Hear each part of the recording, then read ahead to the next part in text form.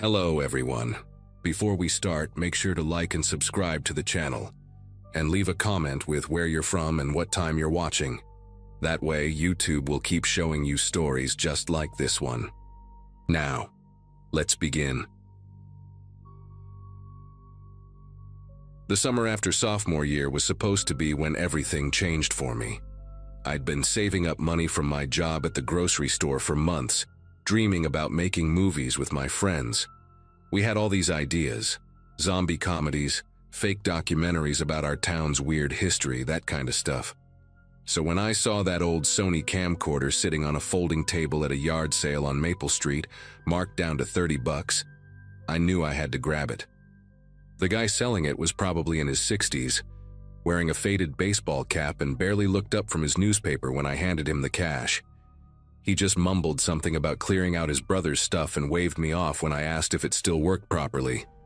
I remember rushing home on my bike with the camcorder stuffed in my backpack, already texting my friends about our first shoot that weekend. The thing was heavier than I expected, one of those early 2000s models with the flip-out screen and everything. When I got to my room and plugged it in, I was pumped to see it still powered on. The battery was shot, but it worked fine connected to the wall.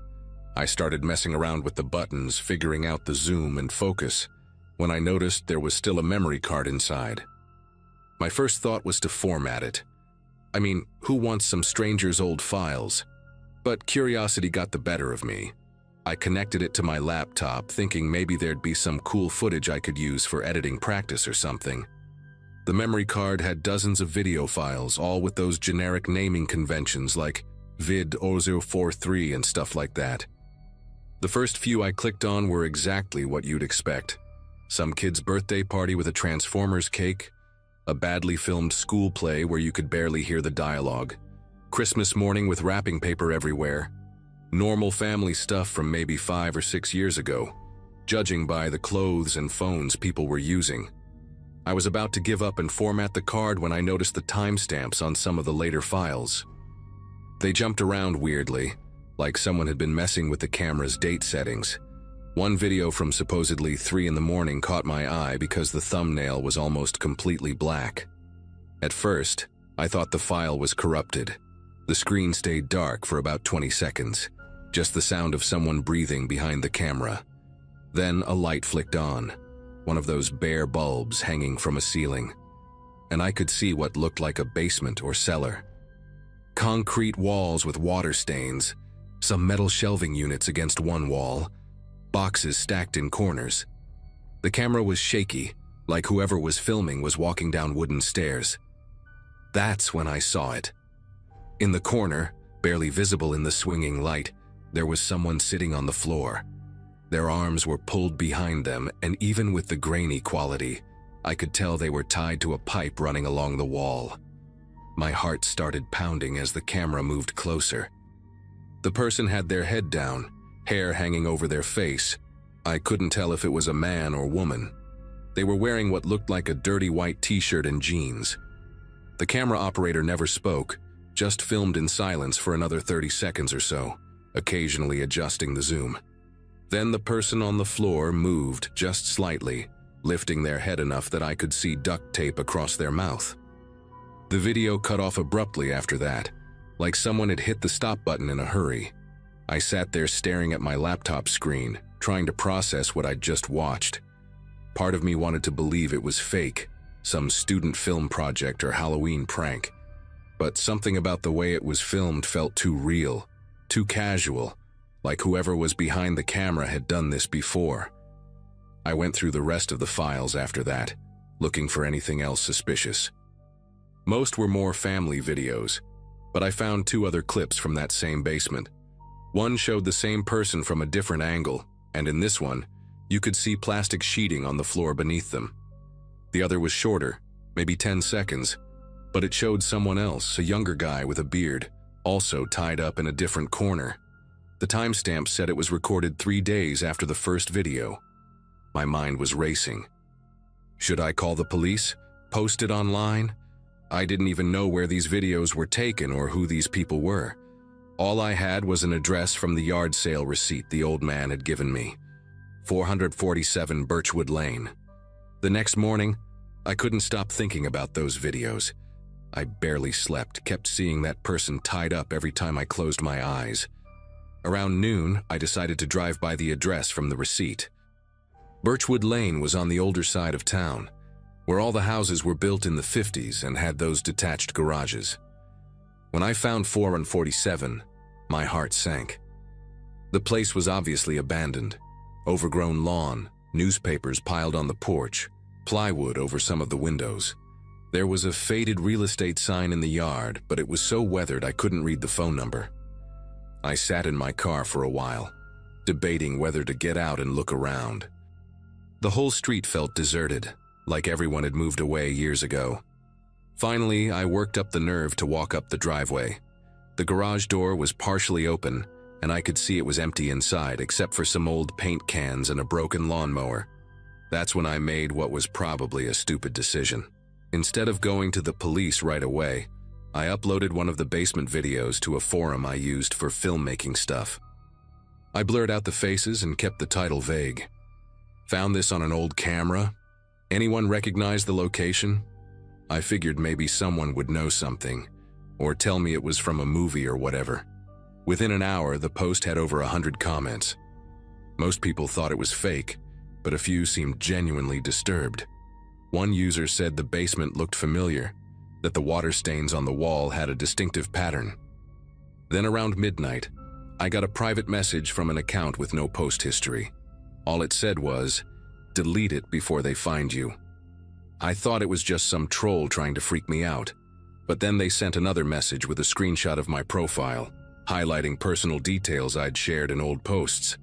The town I lived in, mentions of my high school, even a photo I'd posted of my house from the outside when I was showing off Christmas decorations. I deleted the video from the forum immediately, but it was too late. People had already downloaded it, shared it on other sites. My inbox was flooding with messages, some offering help, others accusing me of making the whole thing up for attention. But what really got to me was when I looked out my bedroom window that night. There was a van parked across the street that I'd never seen before. It was one of those white utility vans with no windows in the back, just sitting there with the engine off. I watched it for maybe an hour, trying to convince myself it was just a coincidence.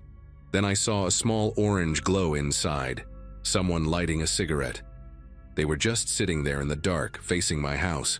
I grabbed my phone to take a picture, but as soon as I lifted it to the window, the van's engine started, and it drove away slowly, no headlights until it reached the corner. The next few days were hell. The van came back, always parking in slightly different spots, but always with a clear view of my house. Sometimes it was there when I woke up, sometimes it would show up after school. I tried to get the license plate once, but it was covered in mud or something. I told my parents someone was creeping me out, but without the full story, they just said to ignore it. How could I explain that I'd found what looked like kidnapping videos and posted them online? I started taking different routes home, checking mirrors constantly, jumping every time my phone buzzed. Then things got worse. I came home from work one evening to find my bedroom window open. I always kept it locked. Nothing was missing, but my laptop was open on my desk, and the folder where I'd saved the video files was empty. Even the memory card, which I'd hidden in my sock drawer, was gone. That night, I couldn't take it anymore. I packed a bag and told my parents I was staying at my friend Jake's house for a few days, said we were working on a summer project. Instead, I drove to the police station and told them everything. The officer who took my report seemed skeptical at first, especially when I couldn't produce the actual videos. But when I mentioned the address on Birchwood Lane, something in his expression changed. He made a phone call, spoke in low tones, then came back and asked me to wait. About an hour later, 2 detectives showed up. They told me that house had been connected to several missing persons cases from years ago, but they'd never found enough evidence. The property had changed hands multiple times through shell companies, making it impossible to track the real owners. They took my statement, the camcorder, everything I had. One detective gave me his card and said they'd have a patrol car check on my house regularly. I never saw the van again after that.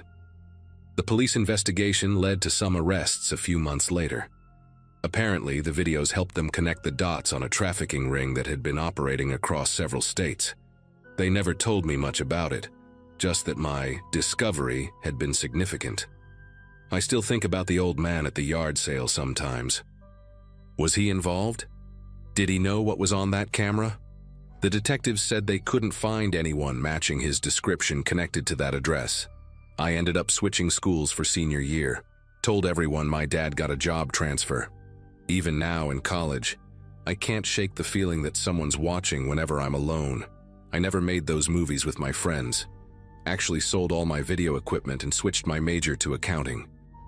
Some stories aren't meant to be filmed, and some things, once you've seen them, you can't unsee.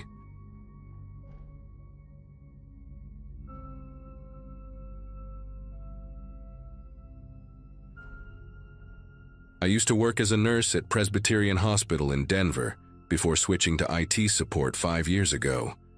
The burnout had gotten to me, 12-hour shifts, watching people die, going home to an empty apartment. Meeting Melissa changed everything.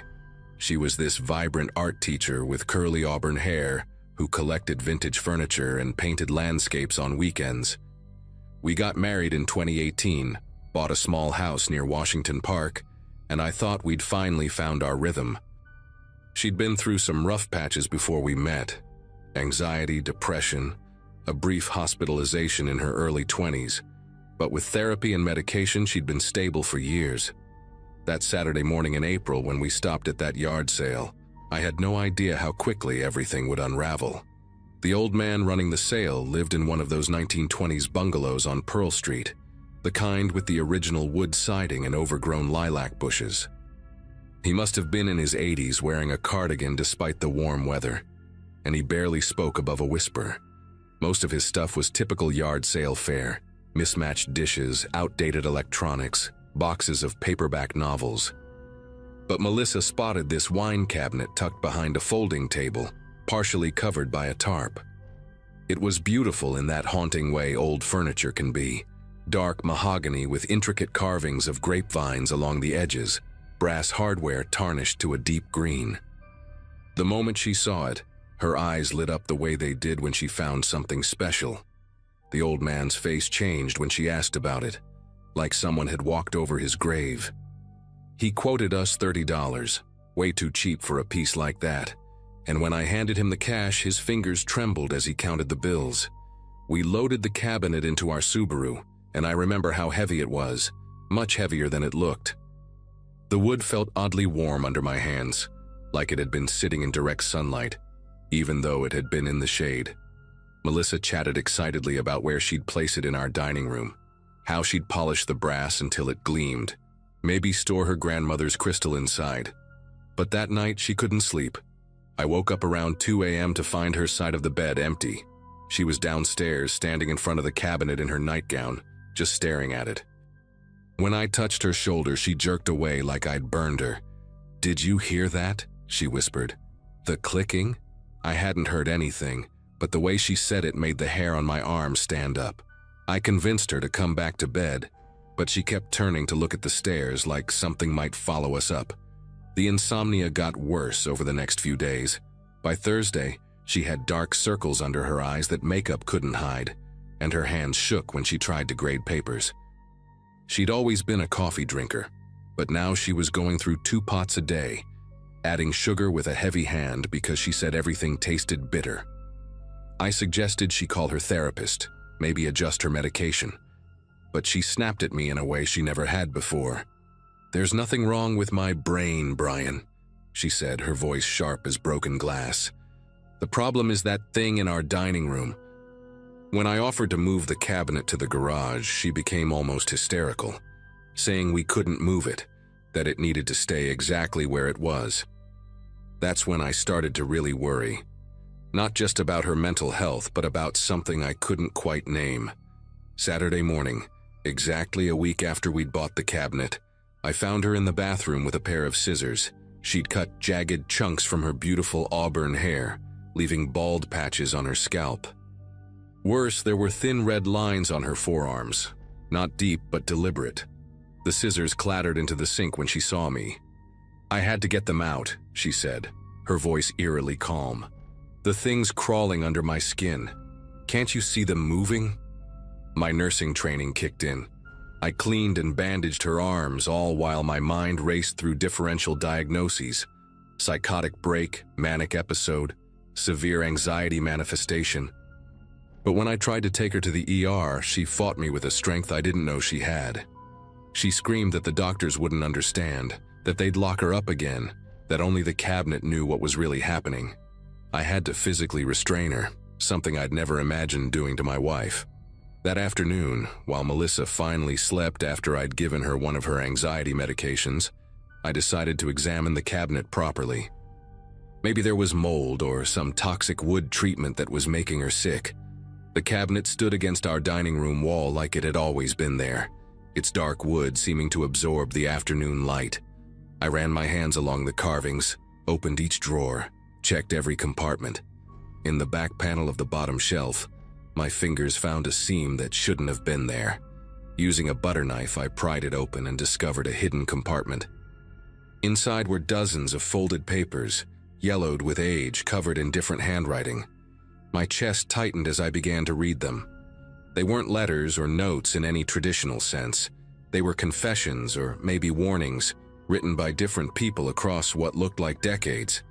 The first note was dated 1987, written in shaky cursive. "Helen won't stop scratching at the walls, says there are voices in the wood grain. Doctor thinks it's dementia, but she was fine until we brought this home." Another from 1993. "Third week, can't sleep. Catherine keeps arranging the glasses inside by color, then by size, then breaks them one by one. Never seen her violent before." A typed note from 2001 simply read, "Selling this after Margaret's hospitalization. Whoever buys it, watch for changes after 7 days." My mouth went dry as I counted back. We'd had the cabinet for exactly 7 days. There were more notes, maybe 20 or 30, each documenting someone's deterioration after acquiring the cabinet. Some mentioned psychiatric hospitals, others just stopped mid-sentence. The most recent was from 2018, barely legible. "Tom says I'm imagining things, but I know what I know. The cabinet wants something, feed it or it feeds on you." I heard footsteps upstairs. Melissa was awake. I quickly stuffed the papers into my pocket and closed the compartment, my mind reeling. Part of me, the rational part trained in science and medicine, wanted to dismiss this as coincidence. People with mental illness often fixate on objects, create elaborate delusions around them. But the timeline in these notes, the pattern of escalation after 7 days, the similar symptoms across different people, it was too consistent. When Melissa came downstairs, she looked terrible. Her bandaged arms hung limp at her sides, and she moved like a sleepwalker. She went straight to the cabinet and placed both palms flat against its doors. "It's hungry," she said quietly. "It's been hungry for so long, Brian. The man at the sale he knew. That's why he let it go so cheap. He fed it all he could." I asked her what she meant, what it wanted, but she just shook her head and started humming, this low, tuneless sound that made my skin prickle. That evening, I called her psychiatrist's emergency line. "Doctor." Brennan had treated Melissa for years and knew her history. I explained the rapid deterioration, the self-harm, the delusions about the cabinet. She recommended immediate hospitalization, said she could have a bed ready within the hour. But when I tried to get Melissa to the car, she became combative again. She locked herself in the dining room with the cabinet, and I could hear her talking to it through the door, long, rambling monologues about feeding schedules and offerings. I was about to call 911 when she suddenly went quiet. The silence was worse than her ranting. After 10 minutes, I used a credit card to pop the lock. She was sitting cross-legged on the floor, surrounded by every piece of glassware we owned, methodically breaking each one and arranging the shards in precise patterns around the cabinet's base. "Melissa, honey, you're sick," I said, keeping my voice steady as I stepped over the broken glass. "Let me help you. We'll go see Dr. Brennan, get you feeling better." She looked up at me with eyes that weren't quite hers anymore. The warm brown had gone flat and distant. You read them, didn't you? The notes? When I nodded, she smiled, but it was wrong, like her face had forgotten how to do it properly. Then you know it's not sickness, it's payment. Everyone who's owned it learns eventually. You either feed it properly, or it takes what it needs from you. She held up her bandaged arms. I tried to give it what it wanted, but blood isn't enough, it needs more. The old man, he gave it memories, I think. Pieces of his mind. That's why he could barely speak. She laughed, this brittle sound that made me step back. But I don't have enough memories left to give. I already feel them slipping away. Our wedding day is fuzzy now, and I can't remember my mother's face. I made the decision then. Whatever was happening, psychiatric crisis, toxic exposure, or something I couldn't explain, we needed to get out. I pulled Melissa to her feet, glass crunching under our shoes, and half carried her to the door. She didn't fight me this time, just kept murmuring about forgetting, about empty spaces where thoughts used to be. I got her into the car and drove straight to the ER. While they admitted her, I went back to the house with my brother-in-law, Doug, and we loaded that cabinet onto his truck. He thought I was overreacting, especially when I insisted we take it to the dump that night, but he helped anyway. We threw it into the industrial crusher and watched it splinter into pieces. I half expected something dramatic to happen, a scream, a flash of light, some movie nonsense, but it just cracked and compressed like any other old furniture. Doug patted my shoulder and said stress does weird things to people, that Melissa would be fine with proper treatment. She stayed in the psychiatric ward for 3 weeks. The doctors diagnosed it as a severe dissociative episode triggered by stress, possibly related to her previous mental health struggles. The self-harm, the delusions, the memory issues, all consistent with a psychiatric break. She responded well to antipsychotics and therapy. By the time she came home, she was almost herself again, though she had no clear memory of that week. I never showed her the notes I'd found, just burned them in our backyard fire pit one night. We don't talk about the cabinet. She thinks she had a breakdown, and maybe that's all it was. But sometimes when we drive past a yard sale or an antique shop, she gets this distant look and rubs her arms where the scars have faded to thin white lines. And I notice things too, little gaps in her memory that never quite filled back in, like pieces of her were payment for something I'll never understand. We moved to a new house last year, a modern build with no history, no hidden compartments, no stories trapped in the walls. It helps us both sleep better.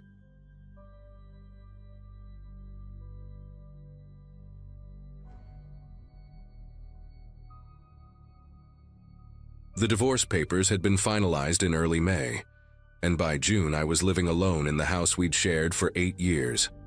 Saturday morning found me wandering through the neighborhood yard sales on Elm Avenue, trying to fill the empty spaces she'd left behind. I wasn't looking for anything specific, just something to make the place feel less like a museum of my failed marriage. That's when I saw her at the Thompsons' driveway sale, examining an old brass lamp with the kind of careful attention most people reserve for fine art.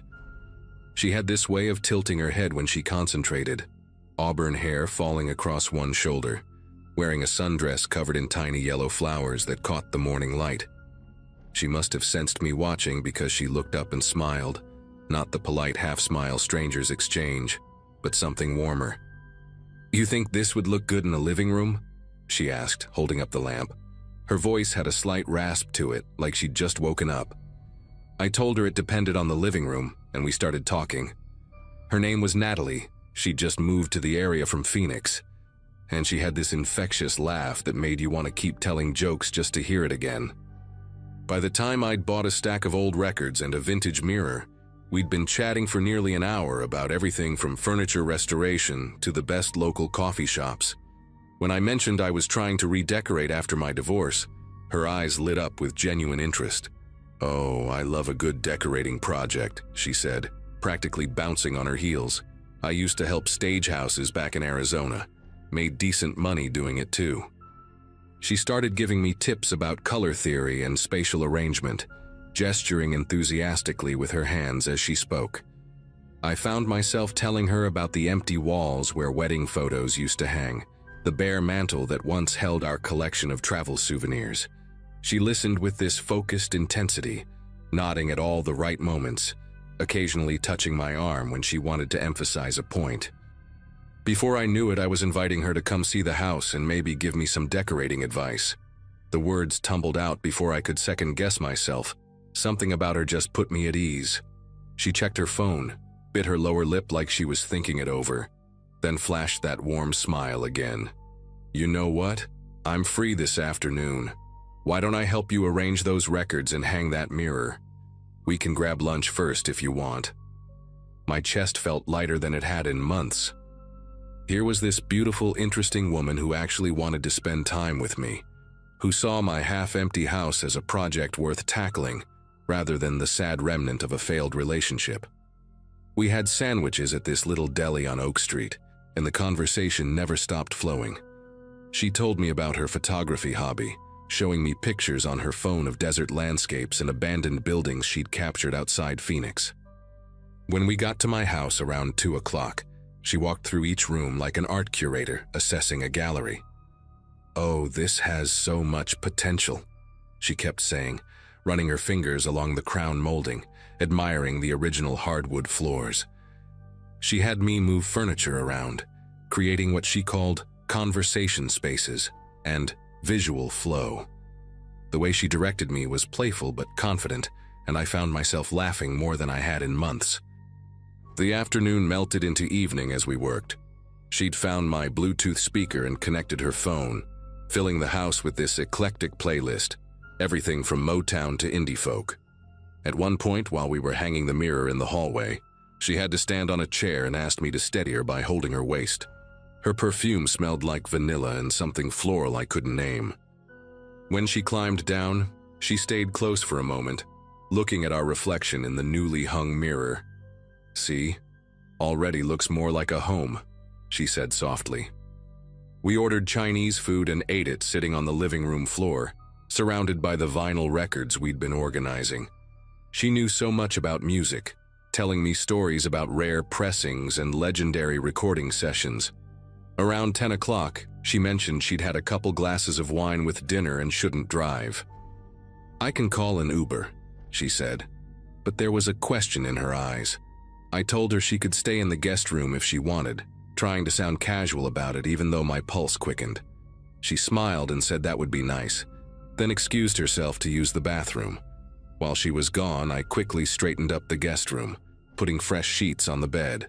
When she came back, she'd washed off her makeup and looked somehow even prettier, more real. We talked for another hour on the couch, and at some point she curled up against my shoulder. I remember thinking this was exactly what I'd been missing, not just the physical closeness, but the easy companionship. I woke up around 3 in the morning with a dry throat, probably from the wine. The house was quiet except for the hum of the air conditioner. I padded to the kitchen in the dark, not wanting to wake Natalie by turning on lights. As I stood at the sink drinking water, I noticed a thin beam of light coming from the direction of my home office. Probably left the desk lamp on, I thought groggily.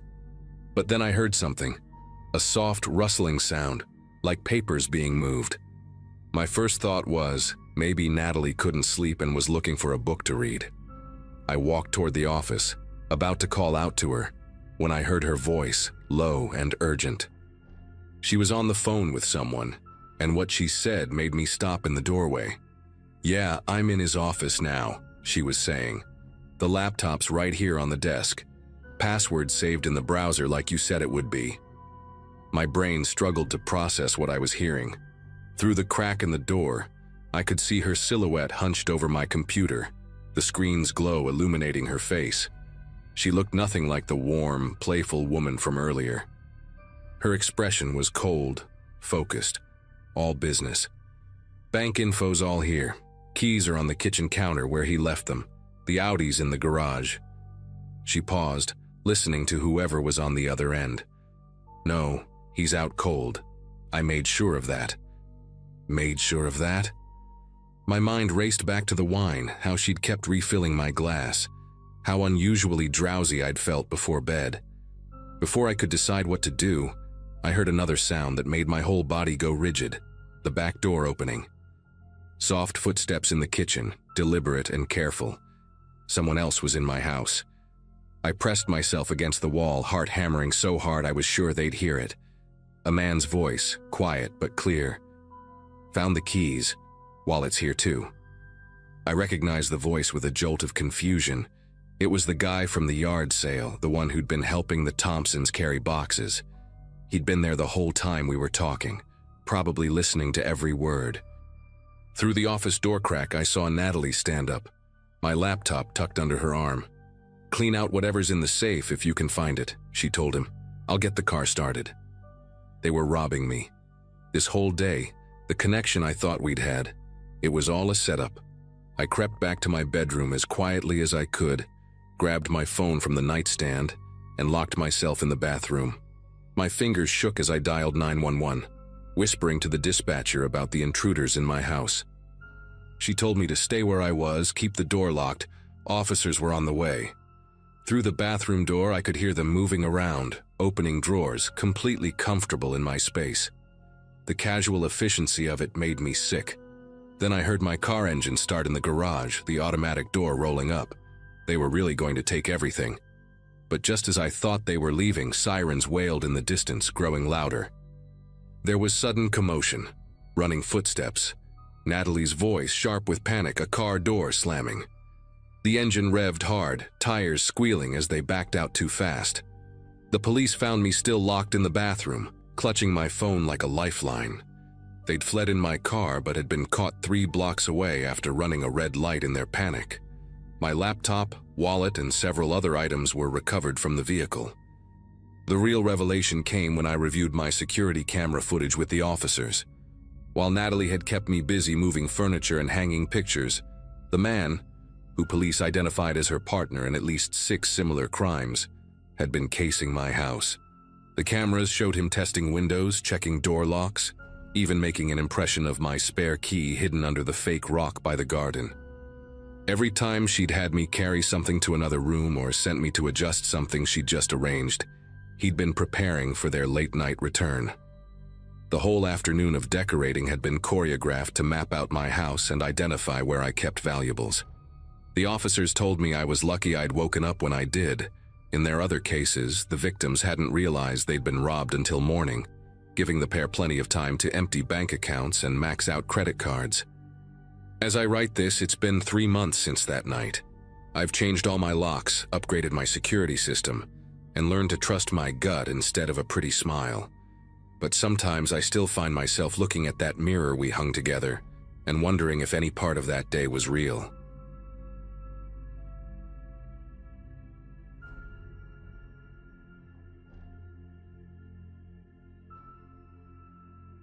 The Saturday morning I drove through Willowbrook felt like any other weekend in early June. I was 32, working as a graphic designer from home, and always on the hunt for vintage materials for my art projects. My apartment was cluttered with old magazines, fabric scraps, and boxes of photographs I'd collected over the years. When I spotted the handwritten yard sale sign taped to a stop sign, I pulled over without thinking twice. The house was a faded yellow ranch-style home with overgrown hedges and a mailbox that read, "The Andersons" in peeling letters. An elderly man sat in a lawn chair near tables covered with dusty items, barely acknowledging me as I approached. I remember him distinctly because of how he watched me browse, not with the eager helpfulness of someone trying to make a sale, but with this strange, heavy silence. He had thin white hair combed over a spotted scalp, wore a plaid shirt despite the heat, and his fingers drummed constantly on the armrest of his chair. When I picked up a cardboard box filled with photo albums and mini DV tapes, marked $5 for all, he finally spoke. "Those belong to my late sister," he said, his voice raspy like he hadn't used it in days. "She was into photography, documenting things." I nodded politely, handed him a $5 bill, and loaded the box into my car. As I drove away, I glanced in my rearview mirror and saw him still sitting there, staring after my car until I turned the corner. That afternoon, I spread everything out on my living room floor, excited to see what treasures I'd found. The photo albums were those old magnetic kinds with the clear plastic sheets that stick to the pages, and the mini DV tapes were labeled with dates ranging from 2003 to 2005. I grabbed my old camcorder from the closet, I'd kept it specifically for projects like this, and popped in the first tape. The footage was shaky, clearly handheld, showing a playground on a sunny day. Children ran around, laughing and playing, but the camera focused on just one. A girl, maybe 7 or 8 years old, with auburn hair and pigtails. She was on the swings, pumping her legs back and forth, completely unaware she was being filmed from what looked like behind a fence. The next tape showed the same girl at what appeared to be a school field day. She wore a bright green t-shirt with a number pinned to it, participating in a sack race. Again, the footage was taken from far away, zoomed in to the point where the image got grainy. Then I opened the first photo album, and my unease deepened. Every single photograph featured this same child, at a grocery store parking lot, walking into a library, eating ice cream on a bench. But here's what made my skin prickle. None of these looked like family photos. There were no birthday parties, no Christmas mornings, no other people posing with her. Just this little girl, captured from a distance, living her life while someone watched and documented every moment. I spent hours going through everything, and the pattern never changed. The girl aged slightly across the timeline. Her hair grew longer, she got taller, lost some baby teeth, but she was always alone in frame, always unaware. Some photos showed her through car windows, others from across streets or playgrounds. The person taking these had been following her, studying her routines. In one album, I found receipts tucked between pages, gas stations, fast food restaurants, all from towns within a 50-mile radius. Whoever this was had been traveling to watch her. My mouth went dry as I picked up what looked like the newest tape, labeled simply October 2005. I almost didn't want to play it, but I had to know. The final tape started with jerky footage from inside a moving car, highway signs blurring past. Then it cut to a rest stop somewhere off the interstate. I could see trucks parked in the background and a small brick building with restrooms. The camera was positioned low, like it was hidden on a dashboard, aimed at the parking area. For several minutes, nothing happened. Then a minivan pulled up, and out stepped the girl, now maybe 9 or 10 years old. She wore a purple jacket and jeans, her auburn hair loose around her shoulders. A woman, presumably her mother, headed toward the restrooms while the girl waited by the van, kicking at gravel. That's when everything changed. The girl looked up directly at the camera, and her entire body went rigid. Her eyes widened with pure terror, and she started backing away, calling out something I couldn't make out over the wind noise in the audio. The footage cut to black abruptly, but the audio continued for another 30 seconds. Just the sound of a car door slamming and an engine starting. Then nothing. I sat on my living room floor surrounded by this horrifying collection, trying to process what I'd just witnessed. This wasn't some innocent hobby or art project. Someone had stalked this child for years, and that final tape, the way she'd looked at the camera, the naked fear on her face. I grabbed my laptop and started searching, typing in combinations of missing girl, 2005, rest stop, and nearby town names I'd seen on the receipts. It took less than 20 minutes to find her. Her name was Ashley Carpenter, and she'd vanished from a rest stop off Interstate 75 on October 14, 2005. The news articles included her school photo. That same auburn hair, those same bright eyes I'd been staring at for hours. She'd been traveling with her mother from Cincinnati to visit family in Louisville when she disappeared during a bathroom break. Her mother had been in the restroom for less than 5 minutes, but when she came out, Ashley was gone. No witnesses, no evidence, just a 9-year-old girl who vanished into thin air. The case had gone cold after a year of searching. I stared at her photo on my screen, then back at the album spread across my floor, and felt bile rise in my throat. I knew exactly who had taken her. My fingers trembled as I scrolled through more articles, looking for any mention of suspects. Then I found it, a small follow-up piece from 2006.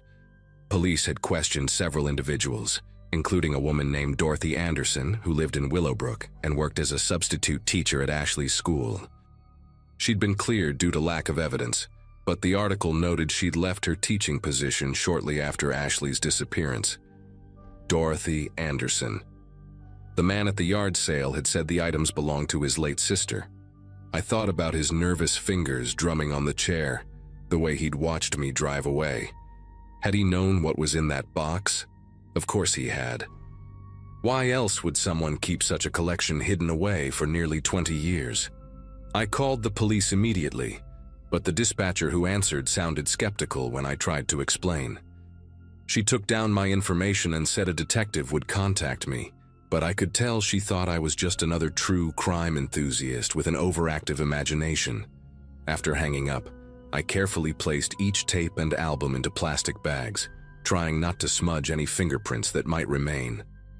Then I noticed something I'd missed before, a small notebook tucked into the back of the last album. Inside, written in neat cursive, were detailed notes about Ashley's routines. Mondays, Girl Scouts at Community Center, 3:35 LR. Mother waits in parking lot, usually reads. Wednesdays, library after school, checks out 2-3 books, favors fantasy series. The entries went on for pages, a meticulous record of a child's life recorded by someone planning something terrible. By midnight, I couldn't wait any longer. I drove back to Willowbrook, my car loaded with all the evidence in a cardboard box. The yellow house was dark except for a single porch light, and the yard sale tables were gone. I parked across the street and called 911, insisting they send officers immediately, that I had evidence in a kidnapping case. While I waited, I searched for more information about Dorothy Anderson on my phone. I found an obituary from 3 months ago. She died of a stroke at age 67, but her brother, Robert Anderson, was very much alive, and according to property records, he'd lived at this address for 40 years. 2 police cruisers arrived within 15 minutes and I showed them everything. Their casual demeanor changed completely when they saw Ashley's terrified face in that final video. The rest happened quickly. They got a warrant that night and searched the Anderson house while I waited at the station to give my statement. Around 4 a.m., a detective came to tell me what they'd found. In the basement, behind a false wall, they discovered more tapes, more photos, and journals dating back decades. Not just of Ashley, but of other children too. Dorothy Anderson had been documenting her obsessions for years, and her brother had helped cover it up. They found evidence linking her to Ashley's disappearance and 2 other cold cases. As for Ashley herself, they're still investigating leads from the journals, hoping one might reveal where Dorothy took her that October day. The detective thanked me for bringing this forward, said I might have helped solve cases that had haunted families for years. I drove home as the sun came up, exhausted but unable to stop thinking about that little girl with auburn hair, and how a $5 yard sale purchase had finally given her family some answers.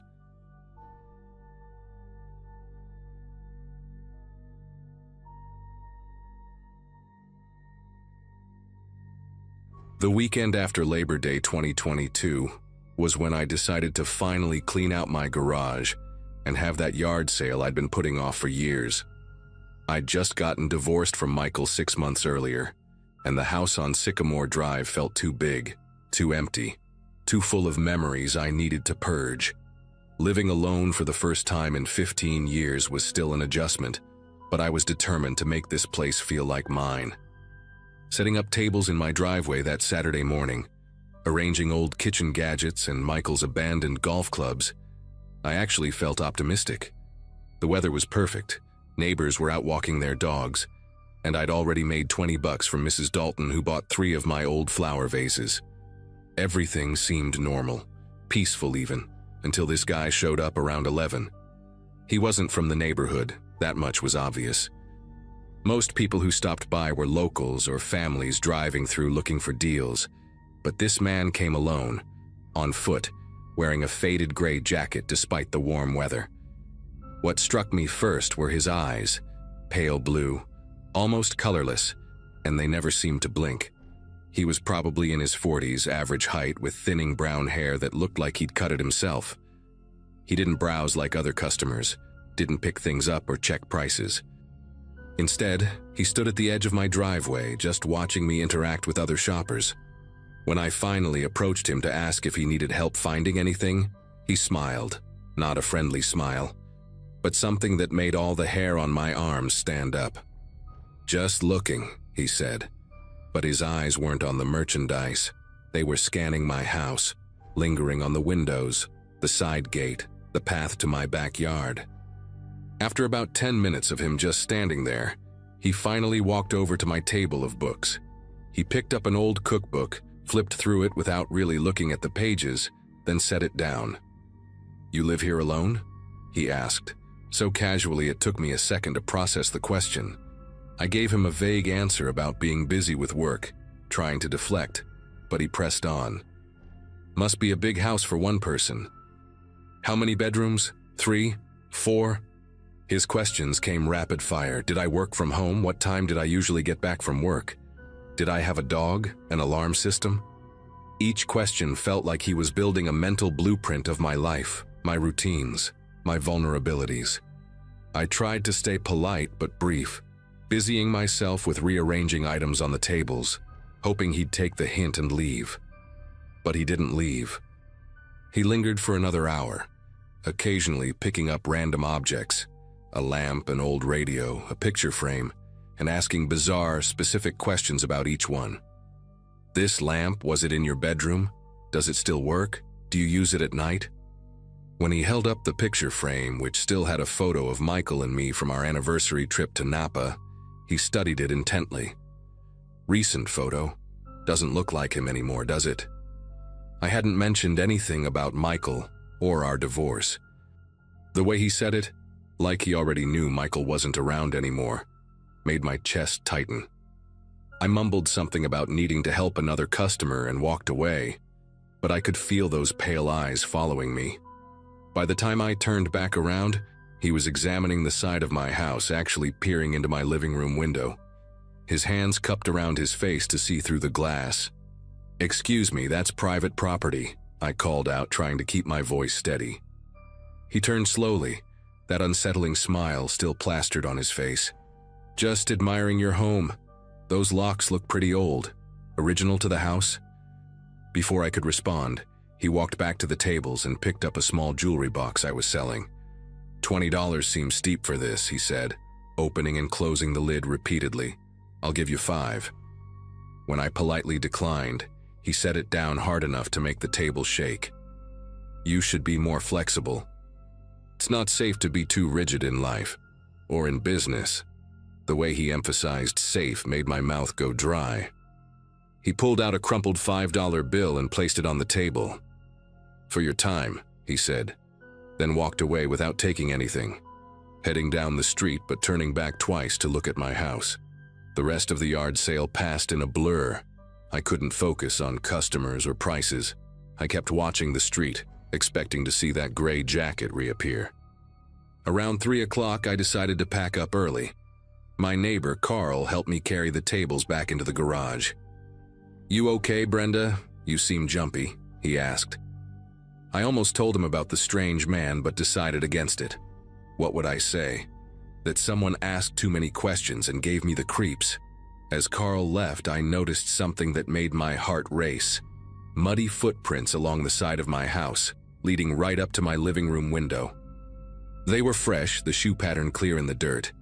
But what really got me was that the prints continued around to the back of the house, stopping at my kitchen window and back door. I followed them, my legs feeling like jelly, and found something else. Finger smudges on the kitchen window glass, as if someone had been trying to see inside or test if it was locked. I spent the rest of the afternoon checking every lock twice, closing all the blinds and trying to convince myself I was overreacting. Maybe he was just a weird guy, socially awkward, nothing more. But as evening approached, I couldn't shake the image of those pale eyes studying my house like he was memorizing every detail. I made dinner, but barely touched it, jumping at every little sound. The ice maker, a car door slamming, the oak tree branches scraping against the roof. Around 9:30, I was in the living room trying to distract myself with a movie when I heard it. a soft scratching sound coming from the back of the house. At first, I thought it was just the neighbor's cat. Whiskers often came by looking for treats.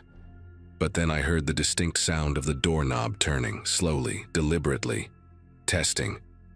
My whole body went rigid. The doorknob jiggled again, more forcefully this time. Then nothing. Silence stretched for what felt like hours but was probably only seconds. I crept toward the kitchen, staying low, my phone clutched in my hand with 911 already dialed but not yet called. Through a gap in the blinds, I could make out a shadowy figure at my back door. Even in the darkness, I recognized the shape. Same height, same slouched posture, same gray jacket. He wasn't trying to force his way in.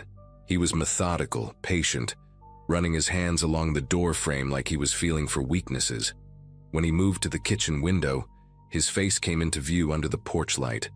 Those pale eyes were looking directly at where I was hiding, as if he could see right through the blinds. He pressed his face against the glass, leaving fog marks with his breath, and mouthed something I couldn't make out. Then, as suddenly as he'd appeared, he stepped back into the shadows and was gone. I hit call on 911 immediately, my voice shaking as I told the dispatcher about the attempted break-in. 2 officers arrived within 15 minutes, though it felt like an eternity. Officer Nguyen and Officer Brooks were thorough, taking my statement about the yard sale encounter and examining the area around my back door with flashlights. They found fresh shoe prints in the flower bed, the same tread pattern I'd noticed earlier, and more smudges on both the kitchen window and door handle. "These prints are definitely recent," Officer Nguyen said, taking photos. "The soil's still damp from this morning's sprinklers." They also discovered something I'd missed: scratch marks around the lock on my back door, subtle but deliberate, like someone had been trying to pick it. Officer Brooks suggested I consider upgrading my locks and maybe installing security cameras. They promised to increase patrols in the neighborhood and gave me a case number, but we all knew there wasn't much they could do without more evidence or identification of the man. I didn't sleep that night. Every shadow outside looked like him. Every noise sounded like footsteps. I moved a chair in front of the back door and dragged my bedroom dresser in front of my bedroom door, creating a makeshift barricade. Sunday passed without incident, but I couldn't relax. I called a locksmith first thing Monday morning and had all my locks changed to high-security deadbolts. The locksmith, an older man named Frank, whistled low when he saw the scratch marks. "Someone was definitely trying to get in here," he confirmed. "Good thing you called when you did." I also ordered security cameras online, paying extra for expedited shipping. For the next few days, I established a new routine: checking all windows and doors before dark, keeping lights on in every room, and sleeping with my phone and a baseball bat beside my bed. I told myself I was being paranoid, that he'd probably moved on, but something in my gut said this wasn't over. A week later, on a Thursday morning, Carl knocked on my door with his tablet in hand, his face pale. "Brenda, you need to see this," he said, pulling up his Ring camera footage from the night before. The timestamp showed 12:47 a.m. In the grainy black and white video, a figure in a gray jacket was methodically trying door handles along our street. He'd start with the front door, jiggle it, then move to check windows, even attempting to lift garage doors. The way he moved was unmistakable. That same patient, calculating approach I'd witnessed at my back door. Carl fast-forwarded to another clip from 1:23 a.m. The man was at the Jeffersons' house 3 doors down, actually managing to open their gate before their motion lights scared him off. But what made my blood chill was the final clip. At 1:45 a.m., he was back at my house, standing at the edge of my property, just staring. He stood there for 12 minutes, perfectly still, before walking away. Carl had already shared the footage with the police and our neighborhood watch group. The police took it seriously this time. Detective Walsh came by that afternoon to review all the footage and take additional statements. She told me they'd identified similar patterns in 2 other neighborhoods. A man matching the same description had been spotted at yard sales, asking invasive questions, then showing up later to test doors and windows. "He's escalating," she said grimly. But now we have clear footage and multiple witnesses. They increased patrols and distributed his image from the ring footage to all units. Within 3 days, they arrested him trying to break into a house 2 miles away. His name was Dennis Horvath, and he had a history of burglary and stalking charges in 3 different states. In his car, they found notebooks filled with addresses, sketches of house layouts, and detailed notes about residents' routines. My address was there, along with notes about my divorce, my work schedule, and even what time I typically went to bed. He'd been watching me for weeks before the yard sale, they said. The yard sale just gave him an excuse to get close, to fill in the gaps in his surveillance. He's serving 5 years now, and I still have those security cameras. I still check them every night, and I haven't had another yard sale since.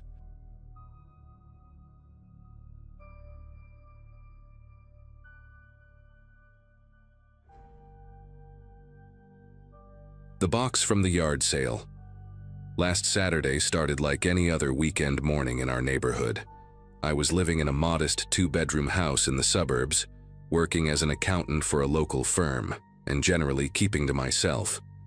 The divorce had been finalized 3 months earlier, and I was still adjusting to the empty spaces where furniture used to be.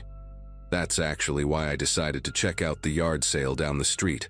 Figured I might find a cheap bookshelf, or maybe a desk lamp. The house belonged to the Waverleys, an older couple who'd lived there since before I moved to the neighborhood 5 years ago.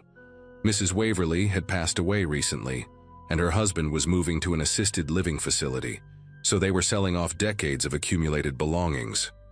The wooden box caught my eye immediately, sitting between a stack of yellowed National Geographic magazines and a tarnished brass telescope.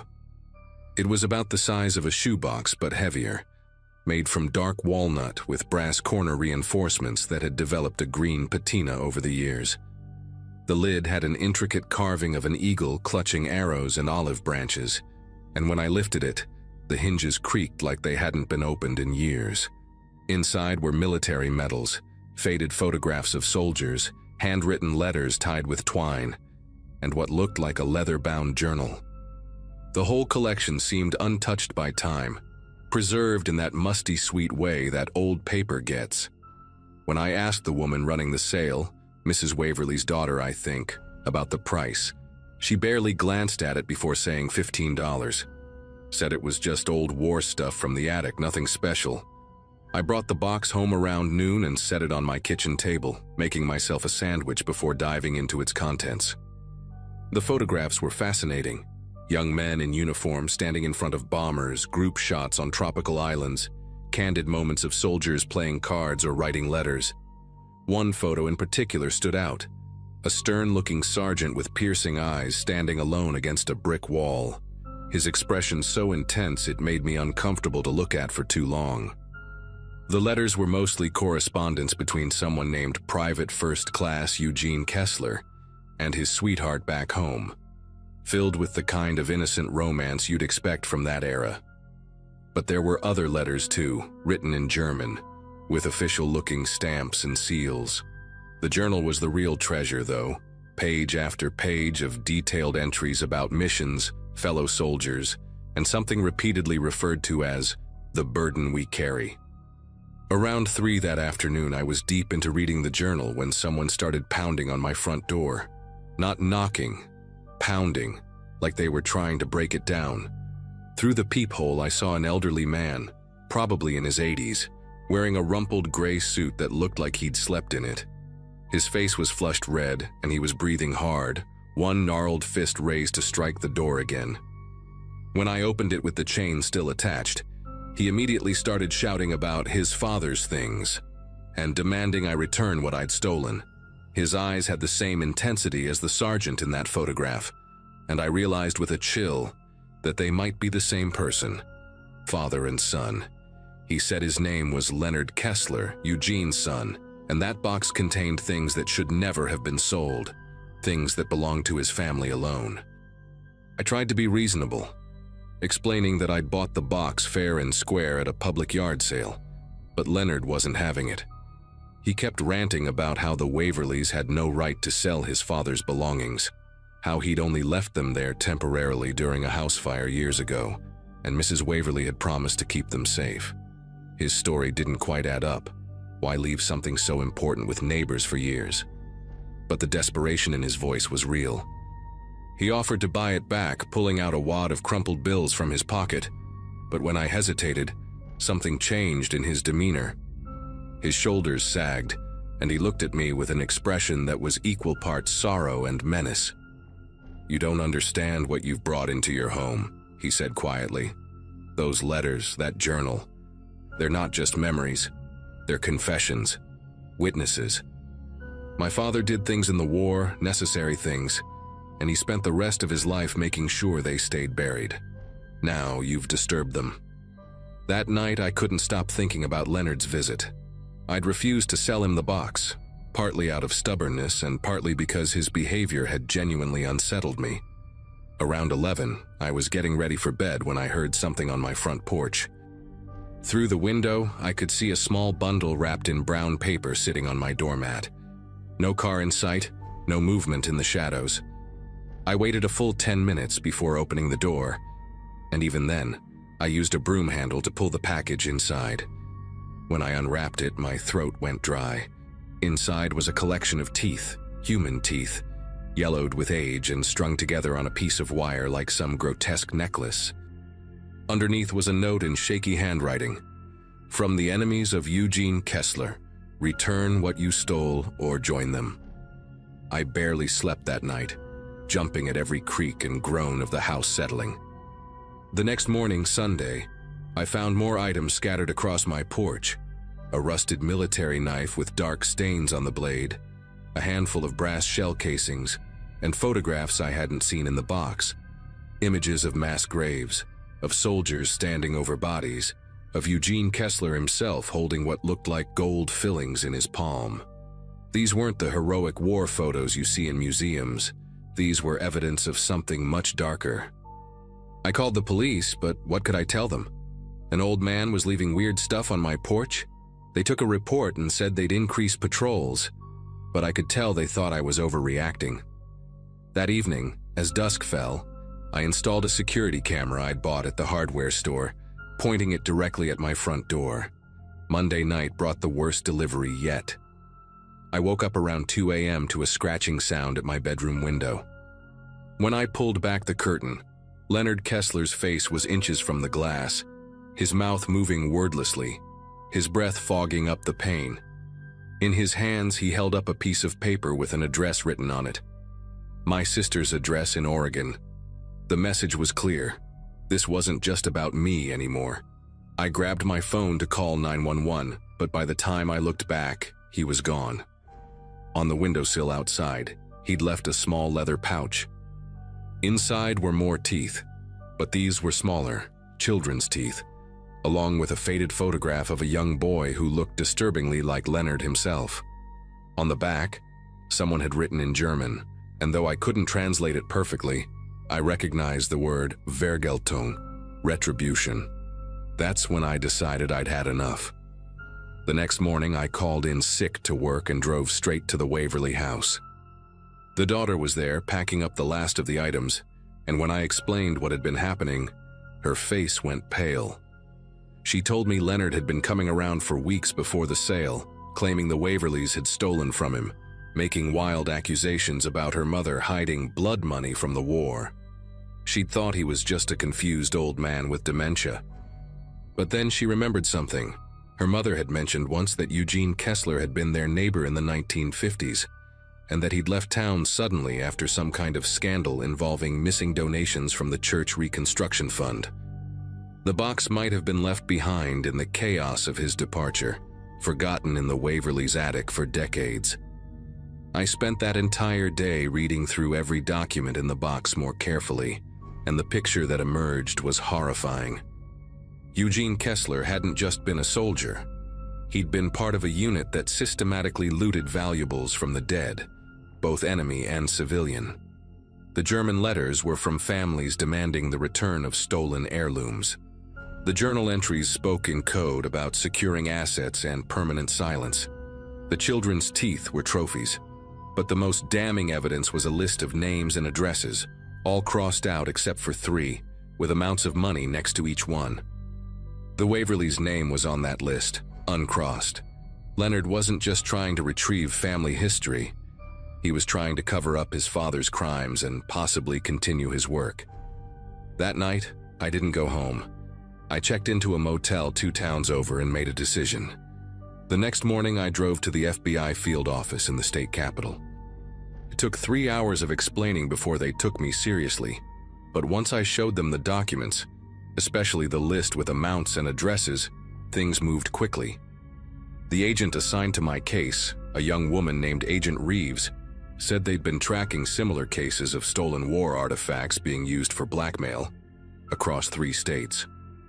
Leonard Kessler, it turned out, had been living off his father's blood money for decades, using the threat of exposure to extort families whose names appeared in his father's records. The teeth, the photographs, the late-night visits. It was all part of a campaign of intimidation he'd perfected over the years. When victims paid, their names got crossed off the list. When they didn't, like the Waverleys apparently hadn't, things escalated. Agent Reeves arranged for local police to pick up Leonard that afternoon at his apartment, where they found boxes of similar trophies and evidence linking him to at least a dozen extortion cases. I never went back to that house. The FBI kept the box as evidence, and I gladly let them have it. Leonard was charged with extortion, criminal harassment, and interstate fraud. Turns out, crossing state lines to threaten my sister was the mistake that gave them federal jurisdiction. He died in custody 6 months later while awaiting trial, taking whatever other secrets he had to the grave. I eventually learned from Agent Reeves that Eugene Kessler unit had been investigated after the war but never prosecuted, protected by a combination of destroyed records and mutual silence. The stolen items had been their retirement fund, distributed among the survivors with the understanding that they'd never speak of what they'd done. Leonard had inherited not just the physical evidence but the whole sick system of keeping those secrets buried, through fear. I moved to a different city after that, started fresh. Sometimes I wonder about the 3 uncrossed names on that list and whether they ever found peace. But mostly, I try not to think about it at all. Some boxes should stay closed.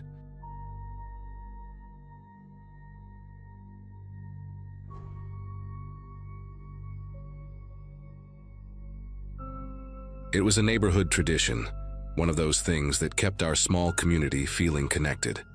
Every summer, we organized a joint yard sale, each house setting up their own table or tarp out front, with people walking up and down the block like it was a little festival. That year, I had more time than usual to prepare. I'd recently gone part-time at work and decided it was a good excuse to declutter. My garage was overflowing with boxes from when I moved in, and this felt like the perfect opportunity to finally go through them.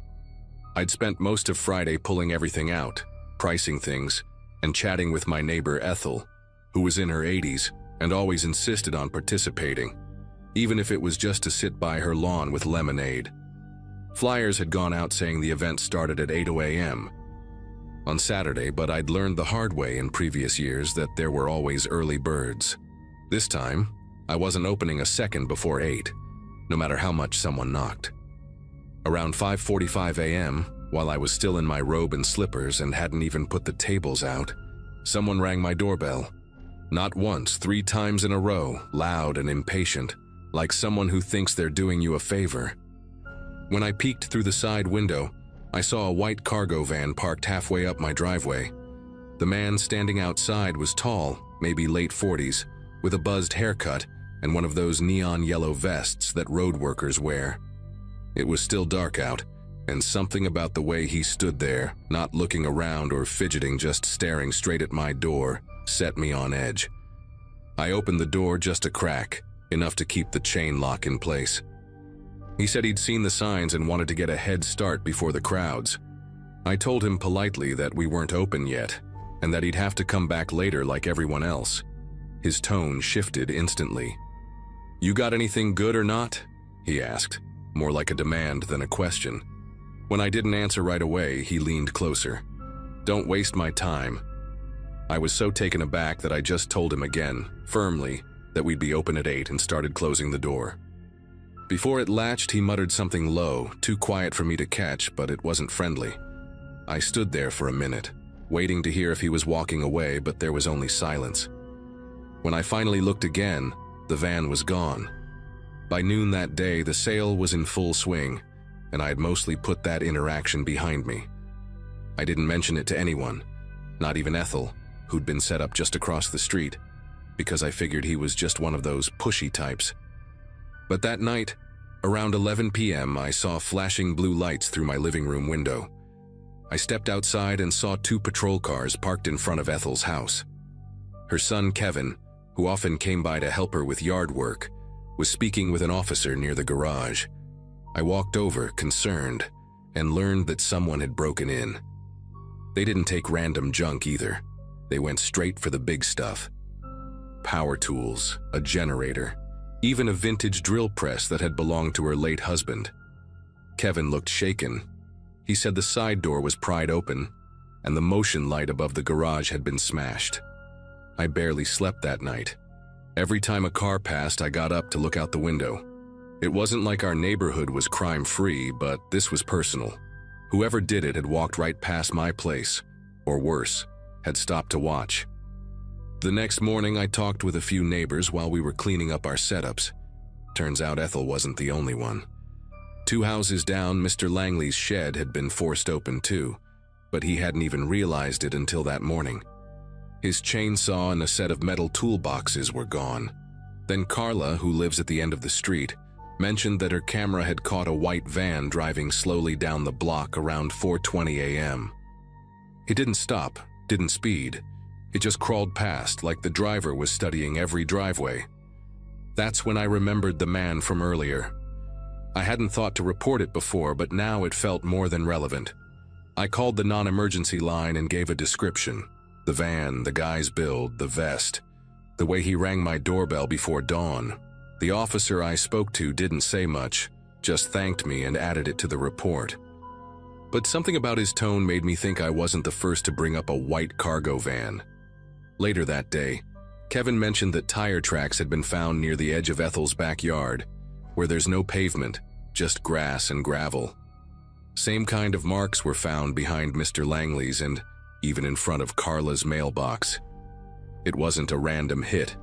It felt like someone was targeting us, watching. People started getting nervous. Someone put up flyers with a sketch of the van and a reminder to keep lights on at night. A few folks installed security cameras within a day or two, even if they couldn't afford it. I started double-checking every lock before bed, even on the windows I'd never touched before. The weirdest part was how stories kept surfacing. A woman on the next block said a guy in a similar van had approached her the week before, pretending to look for a lost dog. Another neighbor said he caught someone trying to open his side gate in the early hours, but when he shouted from the window, the person ran off and jumped into a white van that sped away without headlights. By midweek, we were all on edge. It wasn't just the break-ins, it was the feeling that we were being scoped out, maybe even marked. Someone mentioned seeing orange dots spray-painted on the curb by certain driveways. I checked mine and found a small faded one, almost invisible unless you knew to look. Ethel had one too, right near the edge of her lawn. At first I thought maybe they were from the city or some kind of utility marking, but no one remembered them being there before. And just like that, the yard sale, something meant to bring the neighborhood together, had turned into the thing that made us all start looking over our shoulders. That Friday night, just before midnight, I heard something again. Not loud, just this short metallic clink, like something brushing against the side gate. I didn't turn on the porch light. Instead, I stayed by the front window, lights off, watching. A minute later, a white van rolled by, moving slow. Slower than normal traffic. There was no logo, no license plate on the front, just a dented bumper and one of those little air fresheners dangling from the mirror. I tried to grab my phone in time to take a picture, but it had already turned the corner. I called the police right away, and to their credit, they showed up within 10 minutes. But by then, of course, the van was long gone.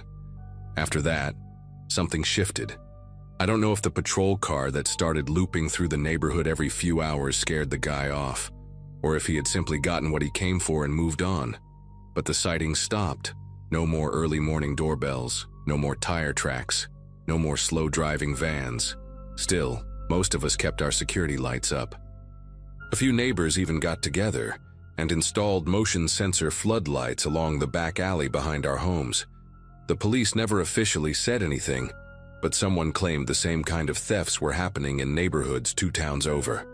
I've thought a lot about that morning, the way he stared at the door without blinking, how easily his mood shifted, and how prepared he seemed, like this wasn't his first time doing something like that. The vest, the van, the way he used a common community event to blend in. He didn't need to force his way in that morning. He just needed to see which houses had what, who had tools, who lived alone, who had their garage open. I keep wondering how many other places he drove past before deciding on Ethel's. Or maybe it wasn't random at all. Either way, I don't participate in the yard sale anymore.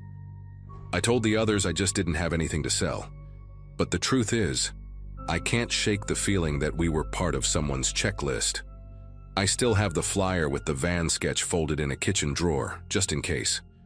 Sometimes I take it out and look at it, not because I expect to see that van again, but to remind myself how quickly something familiar can turn into a warning sign. It was supposed to be a morning of folding tables, second-hand books, and polite haggling.